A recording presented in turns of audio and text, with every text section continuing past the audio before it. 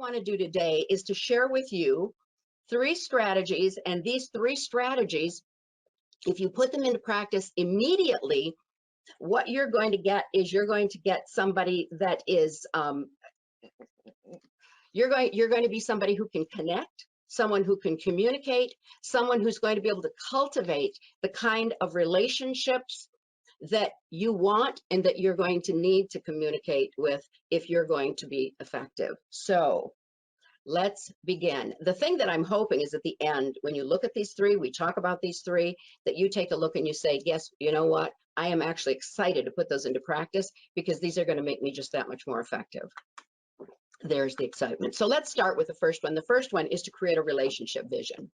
We all know that organizations need to have a vision.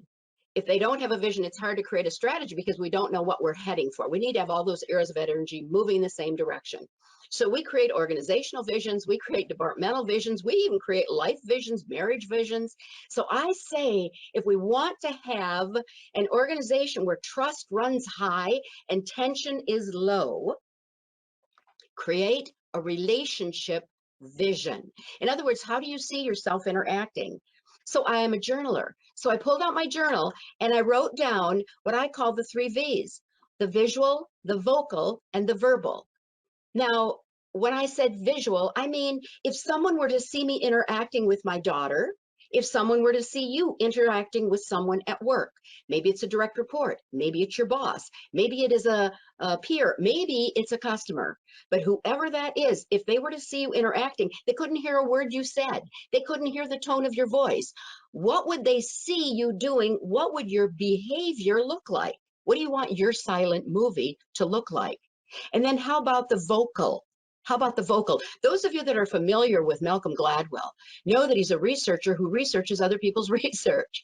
And he wrote probably it was his 2nd book, it's been some years now, but he wrote about having visited a insurance organization that determined malpractice for surgeons.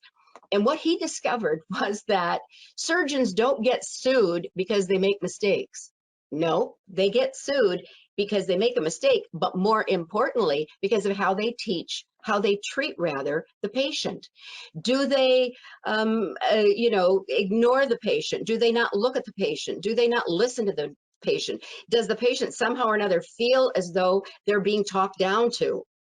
That doesn't go well. But what they found was the most egregious behavior was the physician's tone of voice. And the most corrosive tone of voice was a condescending, demanding tone of voice. So when you look at your relationship and you write it down, why is it so important that you write this stuff down? Well, the good book says, write the vision, make it plain so that he who reads it may run. So write these things down. And then number 3, what do you want your vocals to sound like, your verbals to be like? Because words are like powder kegs and they explode into the lives of other people, either for the positive or the negative. What do you want your words to be with the people with whom you work? When they hear you speak, what kind of words will be coming out of your mouth? Will they be words of faith or will they be words of doubt? Will they be words that uplift or words that tear down? Will they be words that give hope or will they be words that produce fear? Whatever you want, write it down and review it often. Now, why is it important that you write it down and that you review it often? Because research shows that if you write it down, you review it often, you have a 55% greater chance of actually acting on what you wrote down. You want trusting relationships? Write the relationship vision. Make it plain so that when you read it, you will run on it.